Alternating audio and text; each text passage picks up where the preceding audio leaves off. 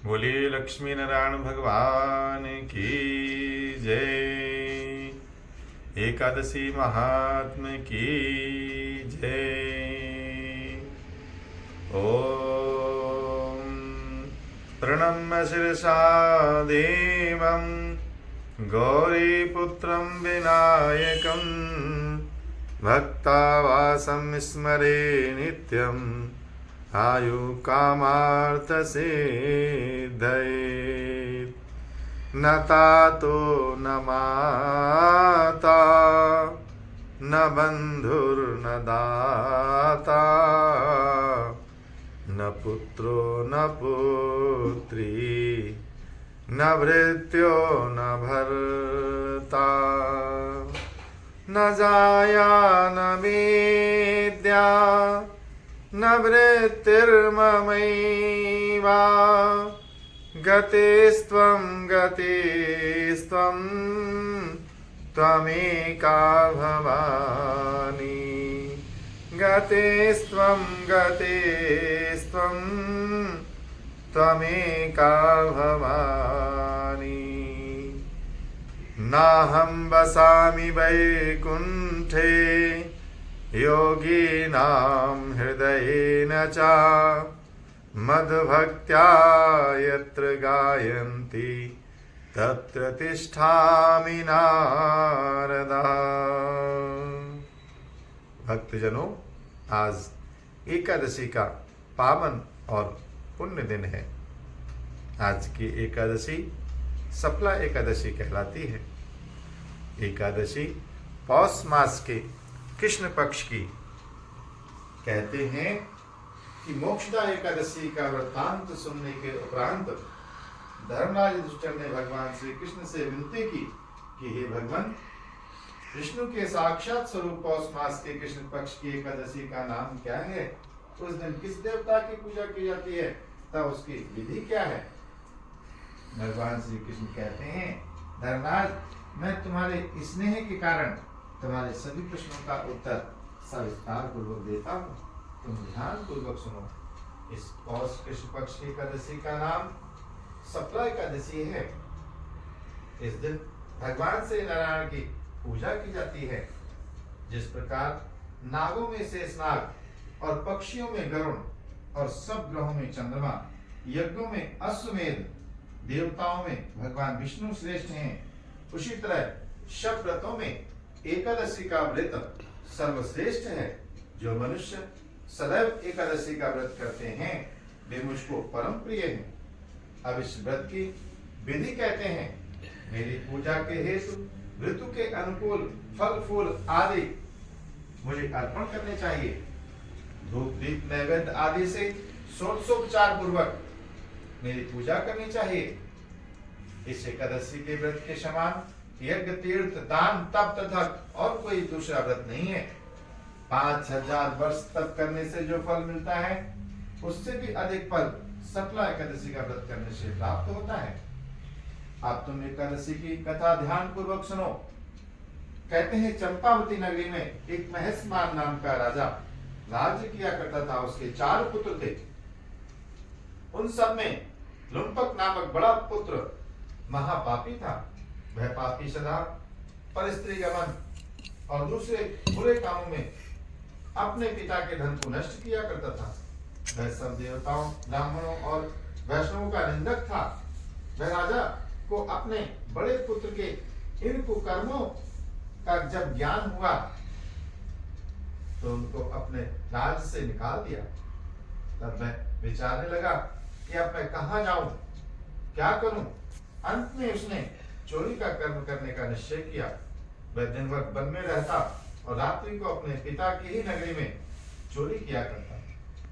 वह प्रजा को तंग करने और मारने का कुकर्म भी करता।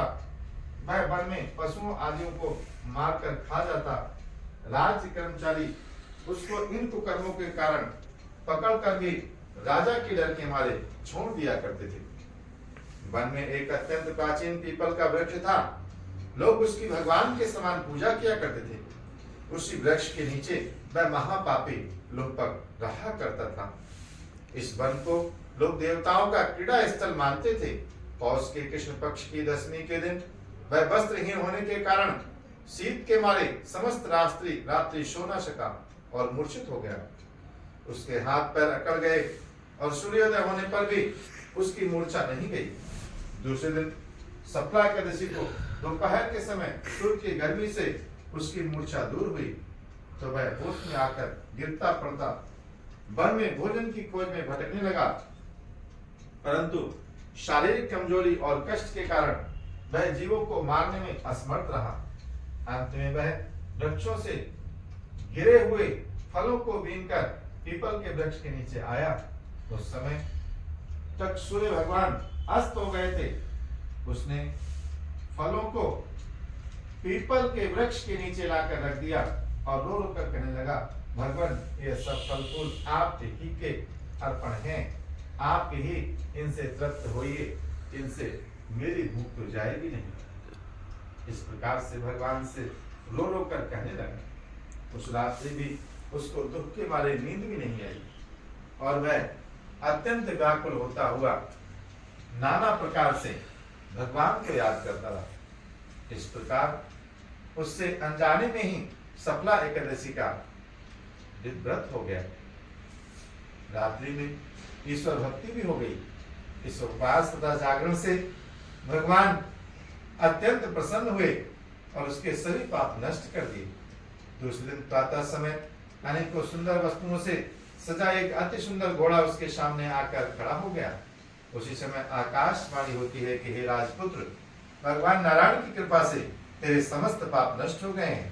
अब तू अपने पिता के पास जाकर राज्य प्राप्त कर। लुम्पक ने जब ऐसी आकाशवाणी सुनी तो वह अत्यंत प्रसन्न हुआ और भगवान की तरफ हाथ जोड़कर विनती करने लगा, हे भगवान, आपकी जय हो। आप बड़े दयालु हैं, आपने मेरे ऊपर इतनी बड़ी कृपा की। और ये कहते हुए उसने घोड़े की पीठ पर रखा खाना खाया और वस्त्र एवं आभूषण पहन लिए और घोड़े पर सवार होकर अपने पिता के पास गया और संपूर्ण कथा कह सुनाई। कुछ समय बाद राजा महेशमान ने लुम्पक को अपना राज्यभार सौंप दिया और स्वयं तपस्या करने के लिए वन में चले गए। अब लुम्पक शास्त्र के अनुसार राज्य करने लगा। उसके राज्य में स्त्री पुत्र आदि भी नारायण के परम भक्त बन गए। वृद्धावस्था आने पर वह अपने पुत्र को गद्दी देकर भगवान का भजन करने के लिए वन में चला गया और अंत में भगवान के विष्णु के धाम को गया। जो मनुष्य भक्ति पूर्वक श्रद्धा पूर्वक सफला एकादशी का व्रत करते हैं उनको सभी कार्यों में सफलता प्राप्त होती है। अगर हमें किसी कार्य में सफलता चाहिए तो सफला एकादशी का व्रत हमें श्रद्धा और भक्ति पूर्वक करनी चाहिए। परमात्मा हमें सारे कार्यों में सफलता प्रदान करते हैं। कहते हैं जो मनुष्य श्रद्धा पूर्वक भगवान श्री नारायण के एकादशी का व्रत करते हैं उनके समस्त पाप नष्ट होकर सांसारिक सुख प्राप्त करके अंत में परमात्मा की श्री धाम की प्राप्ति होती है। बोलिए एकादशी महात्मा की जय। बोलिए लक्ष्मी नारायण भगवान की जय। ओम श्रीमन्नारायण नारायण नारायण श्रीमन्नारायण नारायण नारायण भजमन नारायण नारायण नारायण स्वामी नारायण नारायण नारायण स्वामी नारायण नारायण नारायण। जो नारायण नाम जपत है, जो नारायण नाम जपत है और पाप होए सब तारायण भजमन नारायण नारायण नारायण श्रीमन नारायण नारायण नारायण भजमन नारायण नारायण नारायण। बोलिए लक्ष्मी नारायण भगवान की